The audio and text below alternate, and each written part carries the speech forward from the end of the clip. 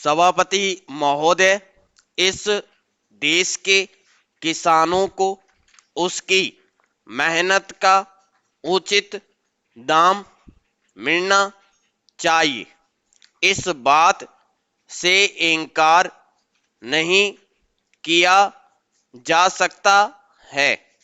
मैं इस सदन का ध्यान इस बात की ओर आकर्षित करना चाहता हूं कि जब जब किसानों को दी जाने वाली सहायता की बात कही जाती है तो यहाँ पर कभी भी कोई साफ निर्णय नहीं लिया जाता है।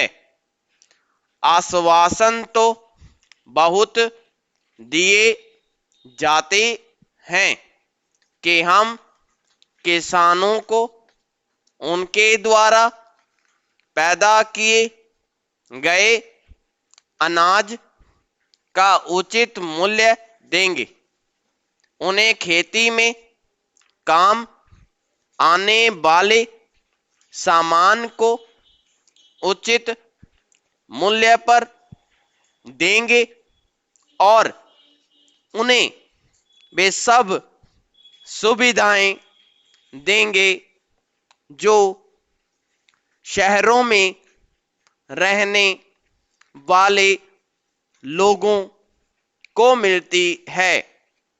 किंतु मुझे दुख के साथ कहना पड़ता है कि इस सदन में दिए गए आश्वासनों को कभी भी पूरा नहीं किया गया है।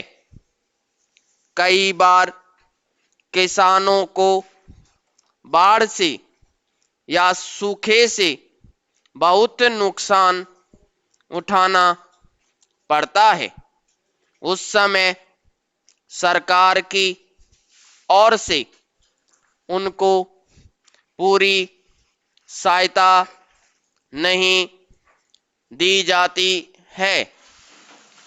एक तरफ को उनके द्वारा पैदा किए गए अनाज का उचित मूल्य भी नहीं मिलता है और दूसरी तरफ उनका बाढ़ और सूखे से बहुत नुकसान हो जाता है।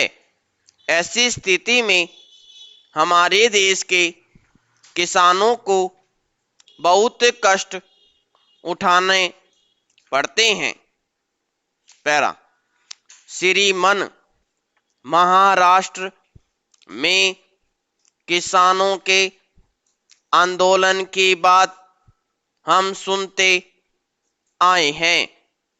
बड़े दुख की बात है, जहां तक मुझे मालूम है वहां के किसानों को बहुत सारी सुविधाएं दी गई है। वहां के किसानों को दिए गए ऋण माफ कर दिए गए हैं, लेकिन उत्तर प्रदेश के किसानों को इस तरह की सुविधा अभी तक नहीं दी गई है।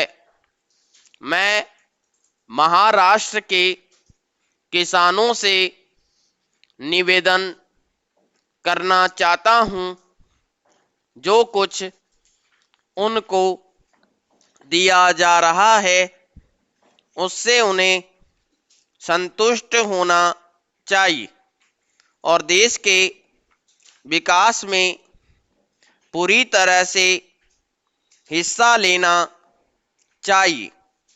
मैं कृषि मंत्री जी से भी निवेदन करना चाहता हूं कि वे देश के प्रत्येक राज्य के किसानों को दी जाने वाली सहायता के विषय में जानकारी प्राप्त करें और ऐसे उपाय निकालें जिससे किसी को भी यह शिकायत न होने पाए कि अलग अलग राज्यों में अलग अलग तरीकों से किसानों को सहायता दी जा रही है। मैं माननीय मंत्री जी का आदर करता हूं। मैं समझता हूं कि उनके दिल में किसानों के लिए पूरी जगह है, लेकिन उनके लाभ की योजनाओं को अच्छी तरह से लागू किया जाना चाहिए।